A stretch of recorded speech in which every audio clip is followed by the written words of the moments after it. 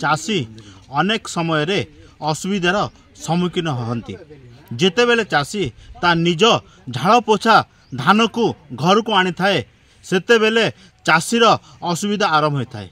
केतेबेले Miller अभाव तो केतेबेले token अभाव। एमती एक चाषी अछंती जे कि जगन्नाथ प्रभु का जमी 30 एकड़ लीज रे आनी थिले तहसील ऑफिस माध्यम रे हेले तहसीलदार तांको टोकन दवा कथा किंतु वर्तमान जाए तांको टोकन आसी पारनी सेति से धान बिकी पारना से विभिन्न समय रे प्रशासन को जणे थिले मध्य तांको टोकन आसी पारनी। आसंतु से संपर्क रे से चाषी ठारो पचार बुझे। आज्ञा काଣା कहबे आज्ञा आपण केते एकड़ जमी मंदिर लीज निचन आ केते दिन हला आपण टोकन नै आसबा धान काटी केते दिन हला? मोर ना राधेश्याम शर्मा इच्छापुर जड़े चाषी मु 18 तारीख जिलापाल को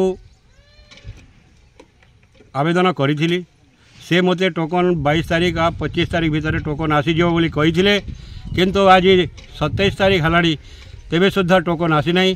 वर्तमान मु तहसीलदार पाखरे दरखास्त देइछि आपणकर 30 एकड़ जमीर टोकन आसी नहीं सार आपणकर टंका नहीं अवशिष्ट टंका मोर फेरस्त कर दियंतु।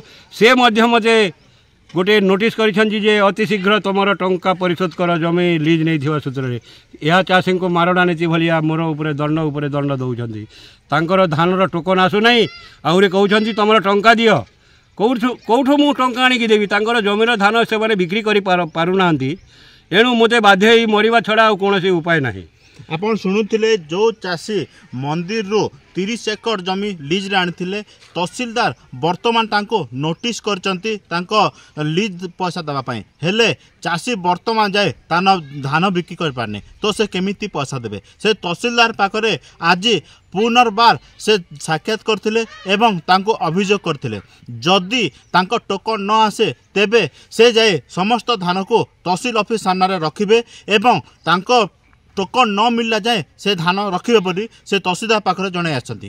कलाहांडीरू दीपक कुमार साहू दिनलिपि लाइव। आशा करूछु वीडियोटी आपनको भल लागिथिबो एबोले अपडेट खबर जानिबा पई दिनलिपि लाइव सहित जोड़ी रहंतु। आम चैनल को लाइक शेयर सब्सक्राइब करंतु एवं बेल आइकन को क्लिक करंतु। धन्यवाद।